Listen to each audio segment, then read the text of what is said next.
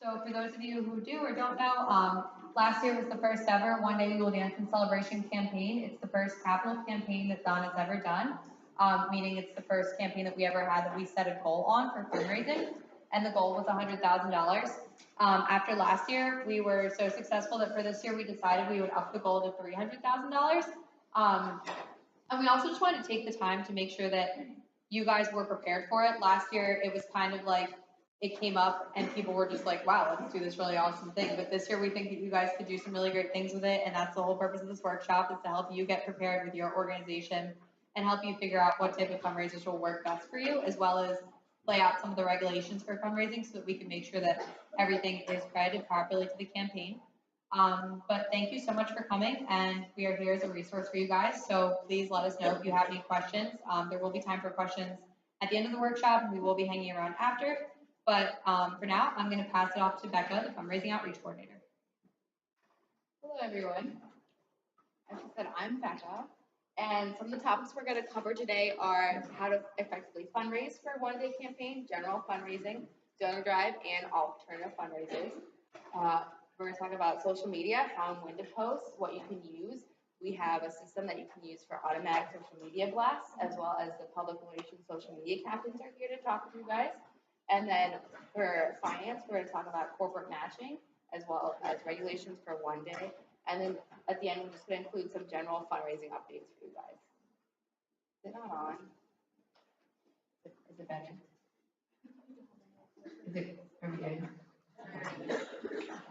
Sorry, guys. Did you guys all hear that? Yes. I apologize. So first, we're going to talk a little bit about donor drive fundraising, and Liz and Carly, the online giving captains, are here to talk to you.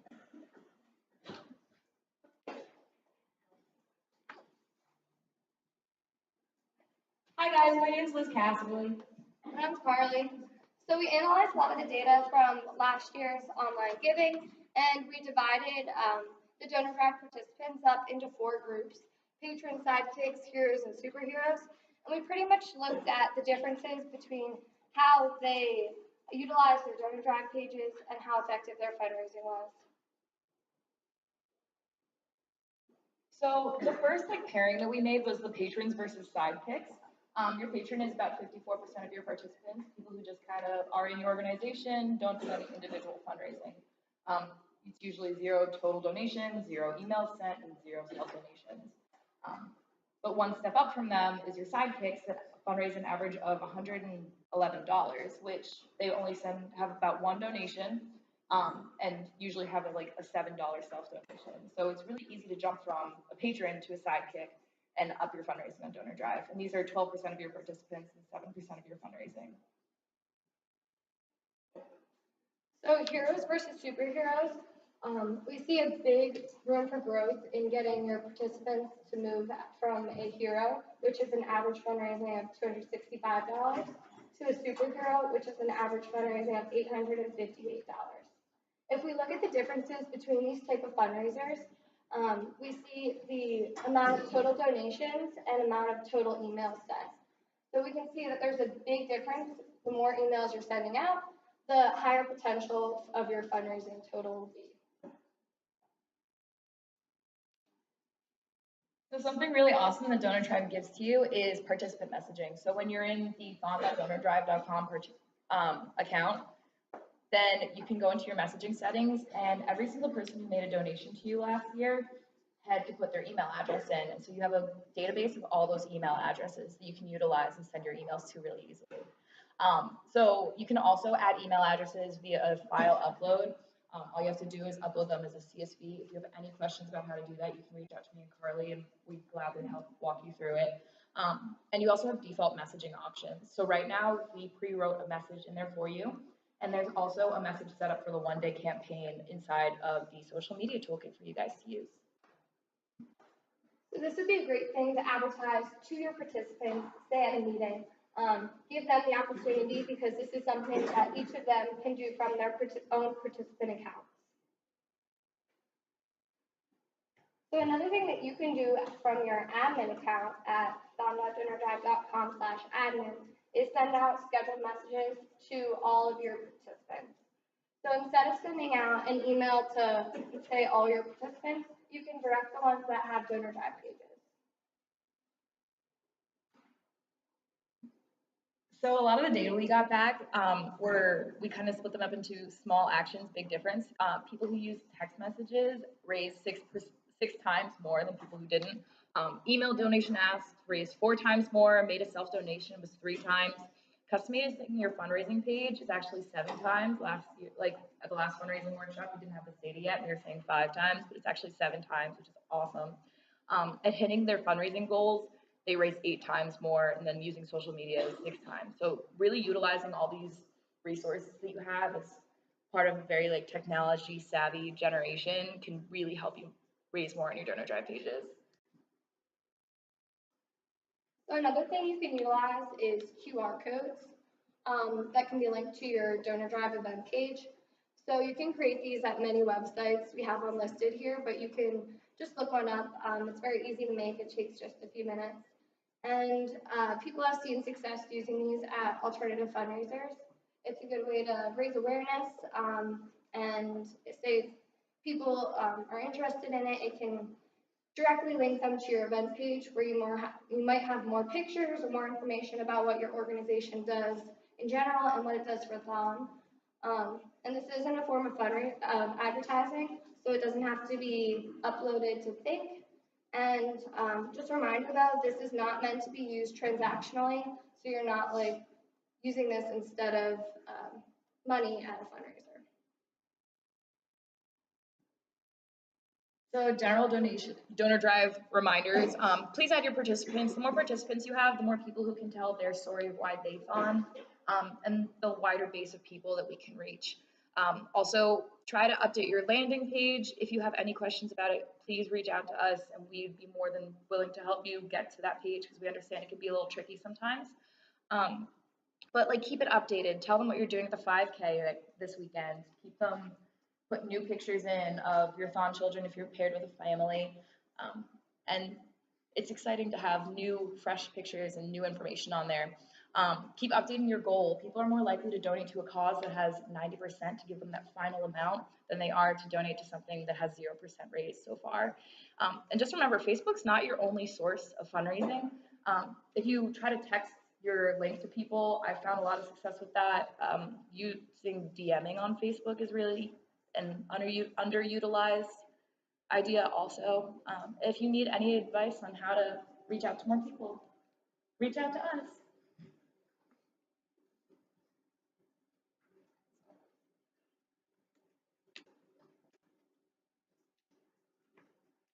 Hi guys, my name is McKenna and I'm one of your fundraising outreach captains on fundraising safety.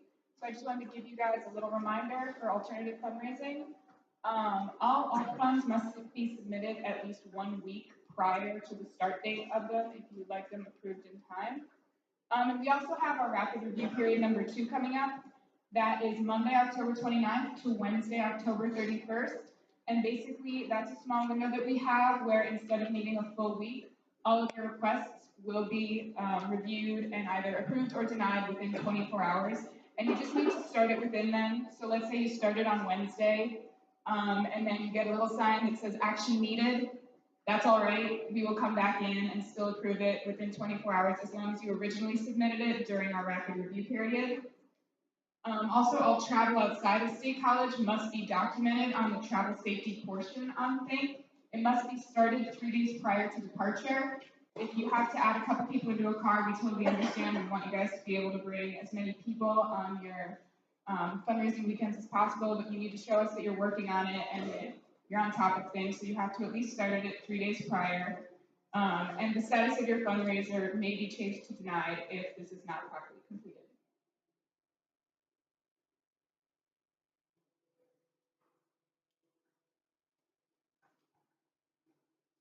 Hey guys, I'm Gianna. I'm also a fundraising outreach liaison. Some of you here in my organization. So for 100 days, if any of you know what it is, it's a big event we have in the hub. So all of you will be able to submit a request on Think for a fundraiser, an alternative fundraiser. for the event in the hub, and you'll be placed into a lottery. And if you are selected, you will host that event in the hub on November 7th, which is our 100 days celebration. You can submit a request just like any other alternative fundraiser in the place of fundraiser type. You would just put 100 days lottery, and you can do that up until October 24th. And if you are selected, you will be told on October 26th. So if you raise the most money from your alternative fundraiser, then you will get third spot in the priority entrance plan in Thon. So it's a really great way to raise a lot of money, and it's a great incentive as well.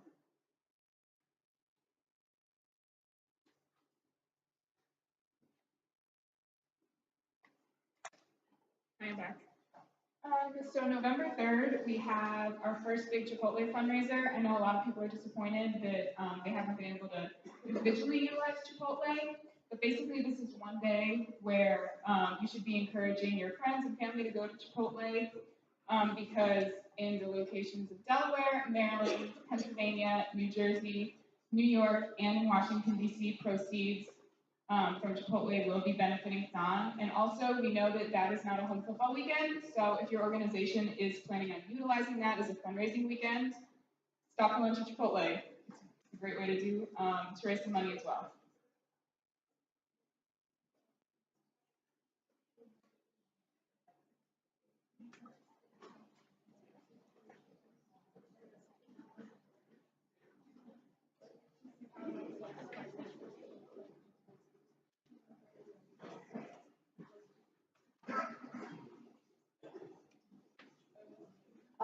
So for when to post, a lot of us kind of utilize this already when we're posting on Instagram. I know I do.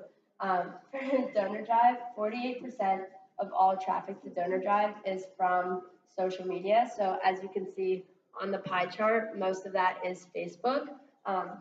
That's because a lot of relatives are on there. I know my parents love seeing everything from my Donor Drive, stuff like that. So highly encourage you to post it on Facebook as well as other things. And as for posting times, on Donor Drive, we noticed that Monday is the most high traffic time of day or day of the week. And between 4 and 8 p.m. is when people usually go on. And I think that's because people are done with work at that time. They have time to check their phones and they can remember, oh, I saw this earlier on Facebook during my lunch break and I want to donate now. And for Facebook, we noticed that Wednesday from around noon to 2 and Thursday at 1 are usually the most high traffic times. Those are usually people's lunch breaks and they're, again, looking on their phone, stuff like that. And Thursday is the best day of the week to post, probably because everyone's excited for the weekend and getting sick of being at work and probably on their phone.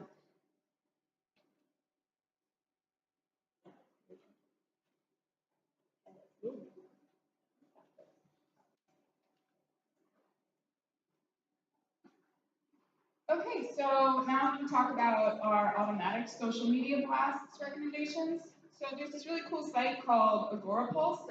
It is basically a social media tool that allows you to post to a lot of different sites at the same time. And you can also preset it for certain times. So if you know that you want something to go out on a Thursday at 5 p.m. because you just heard that that's the best time to post something, you can preset it. And then you can send things to 10 profiles, 3 users, and using 10 advertising campaigns. And currently, you're able to access a 14 free-day trial. So we're really recommending that you use this during one day, which is a week long. And then throughout that whole period of time, you'll have it. However, that said, since it's 14 days, we would also recommend maybe downloading it or starting the free trial a couple days earlier to kind of work out any bugs. And it supports Facebook, Twitter, and Instagram. So basically, you can just create one post, set a time that you want it to go out, and then it'll automatically send to all of your social media accounts and post them.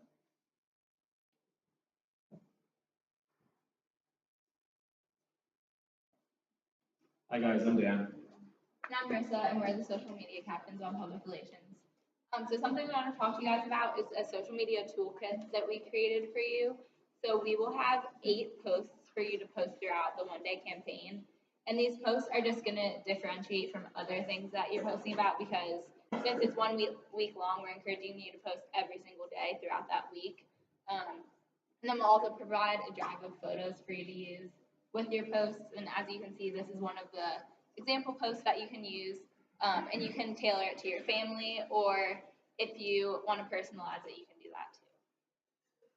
So yeah, going off of that, we do encourage you guys to make it more personable, to tailor to your audience on social media.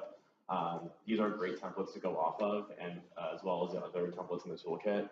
One thing we do want to touch upon, which I do believe will be mentioned in the toolkit, is that some branding things have changed for Fawn in the past 2 years. So one of them being that it's no longer 4 Diamonds Fund, it's just 4 Diamonds. And in regards to our sole beneficiary, we read it as the 4 Diamonds at Penn State Children's Hospital. It's no longer Penn State Hershey Children's Hospital. Just want to keep that in mind so that all posts on social media for Thon are cohesive. Oh yeah, and then another thing is that when referring to cancer, it is not pediatric. We don't use pediatric cancer. We use childhood cancer in regards to Thon. That's one way that Thon differentiates itself from other childhood cancer organizations. So then, yeah, going off of that, we also have email templates provided in the toolkit, and this will all be sent out to you guys after this workshop. And going off of that, again, there's going to be a bunch of different templates to go in that toolkit, but customize it to a story that you have, a fun memory, things like that, people can resonate with, and again, that'll increase your chances of getting that donation. And as you can see, there's different email templates. So there's a generic one that you can send out, or for org members that you have that may want to donate, or alumni. So we will give you different email templates that you can use depending on who you're emailing.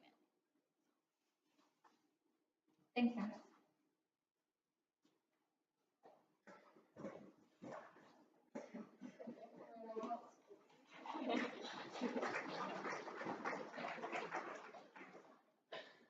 My name is Sarah, and this is my co-captain Gabby, and we're a finance captain in this year's Fundraising Workshop. So we just kind of want to, so if you went to the DAR workshop last week, this is just kind of a shortened version of it, but if not, then you can hear it again. We're here now.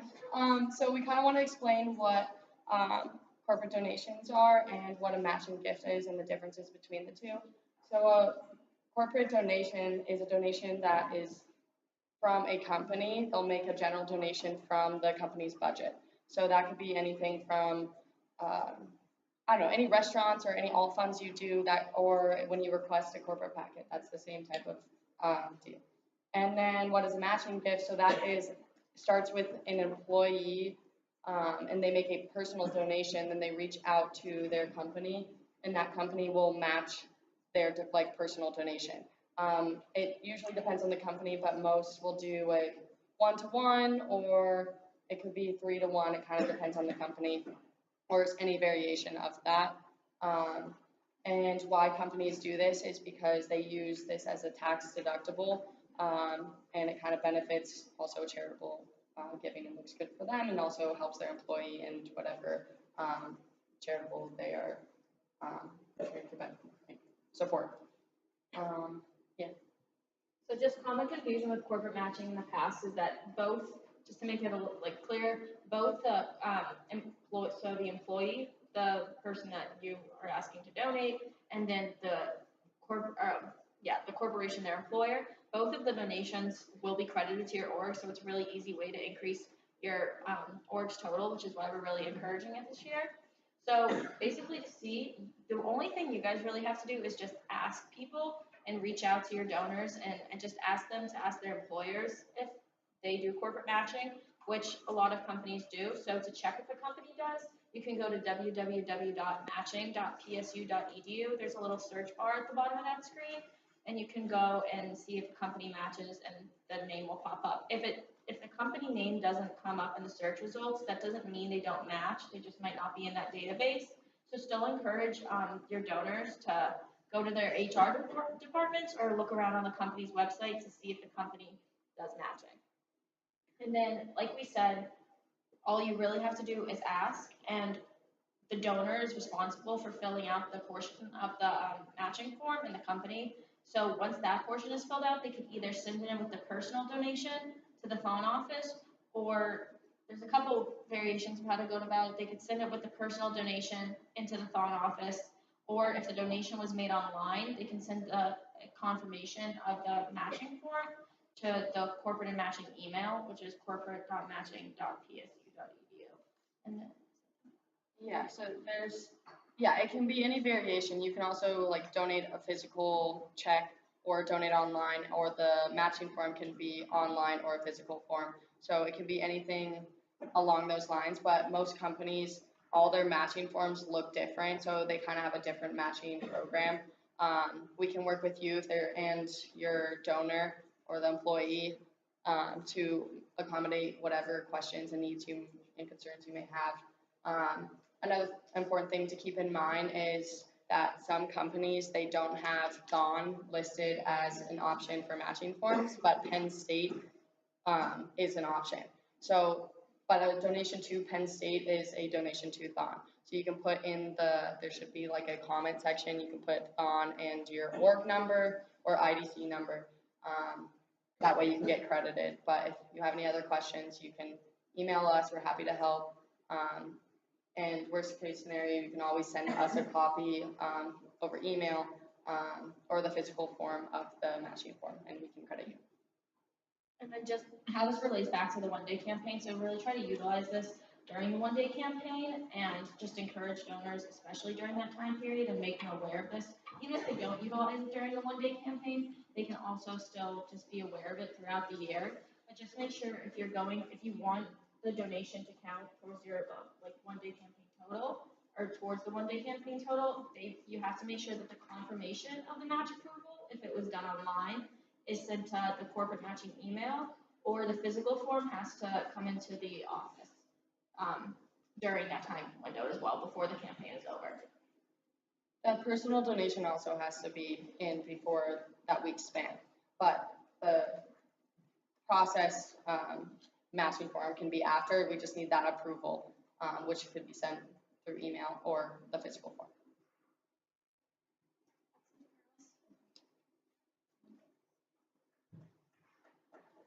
Thank you. Hi guys, my name's Red, I'm the finance director. So this is just kind of a breakdown of the regulations for the one-day campaign, like what's counting in your total. This was sent out last Thursday in an email. So it's all broken down for you, but I just kind of wanted to explain it to you guys. So first of all, any check that you are handing into the campaign, the date that the check was written out on has to be from October 24th to November 7th. So we understand that you're not going to be able to get all of your checks in during that 1 week period, but we're giving the 1 week grace period before the campaign starts. So just be aware that you're not holding any checks, but that the checks can be written 1 week before the campaign begins. Alt funds or canvassing trips, obviously any alt funds or canvassing trips that are held during the week of the campaign, and they have to be handed in also within 24 hours of the campaign or of the alt fund or canvassing trip, just like usual. Corporate alt funds, so if you're having like a restaurant fundraiser or something like that, make sure that you talk to the company beforehand. I would suggest reaching out now if you're having an alt fund during this time and saying, hey, we're having this alt fund and we're going to need our total by November 7th, because we're not able to credit you for the alt fund unless we know exactly how much money is going to be coming in from the company. So just make sure they're aware that they need to have that total to you as soon as possible. Matching, we just talked about. Personal donation made during the week, and then the approval of the match sent to my email, finance@thon.org. Obviously, any online donations made during the week, and any general cash donations that you turn into the office between October 31st and November 7th. So if you have any questions about your totals during one day, you can feel free to email me. Also, this year we are going to release your one-day totals, so you'll know exactly how much money you did raise during the campaign, which is exciting. But if you have any questions about what's being included, please feel free to reach out to me as soon as you see an error. Don't wait until the last day as we're about to calculate the totals to let me know that there's something wrong with your total for one day. So you have any questions, feel free to reach out. But thank you guys. Super fun.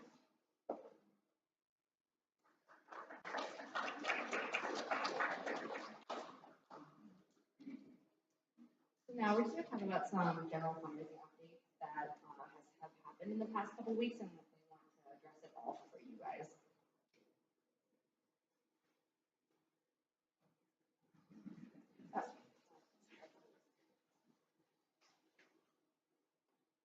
Okay, so I just have a quick fundraising safety update for you guys. So alternative fundraisers can now be submitted using multiple locations on a single request. I know previously, if you were doing multiple locations for a fundraiser, you had to submit each of those as a separate request, but now we have an option to add a location, so you can just include all of those on the same alt fund. All the locations are US Post Office verified, and so that means that we can deny repeat locations. If someone is already having an alternative fundraiser at your location at the same time, that's probably why we'll deny it. And also canvassing trips must be submitted 3 days prior to the weekend to be approved. And travel safety for canvassing and alternative fundraisers must be started 3 days prior as well, as I already said. But all travel safety documentation must be completed prior to the departure. And then we wanted to thank you guys for all coming and listening to all the wonderful information that we have for you. And now we're going to open the floor to any questions about anything we talked about. Yes. Does a restaurant fundraiser check from the company after you submit in 24 hours? No, it doesn't. If you know that you're having a restaurant fundraiser, before you even hold a fundraiser, you should reach out to treasurer@fund.org to let them know that you're having a fundraiser and that the check will not be in to make sure that you're not receiving a penalty. But for the one-day campaign specifically, just make sure that the total is in to me so we know to credit it to you. But in general, it does not have to be. Any other questions?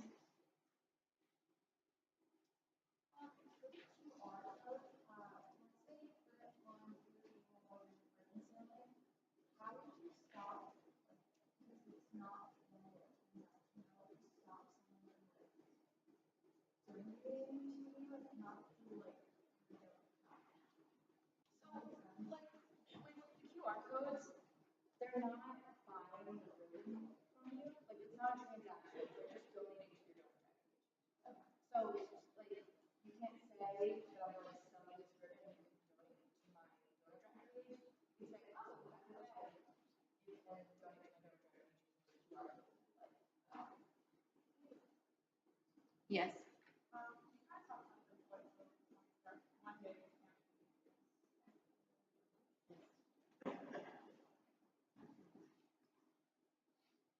Yeah, so the one day campaign it's one day Little Dancing Celebration, and it's a week-long campaign to raise $300,000 in the week leading up to 100 days until dawn. Last year, the goal was $100,000, we raised $292,000, and so this year we bumped our goal up to $300,000. But yeah, that's pretty much it. Does that clarify it or? Okay. Yeah.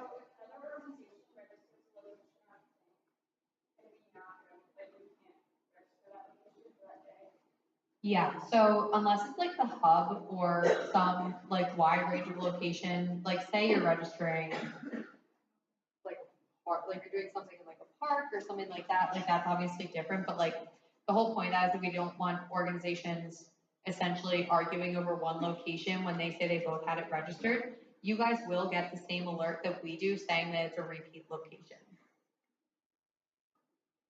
That being said, do not register locations if you're not gonna go to them. Like, don't just try and like get the monopoly on a bunch of locations. Like, be fair to other organizations as well.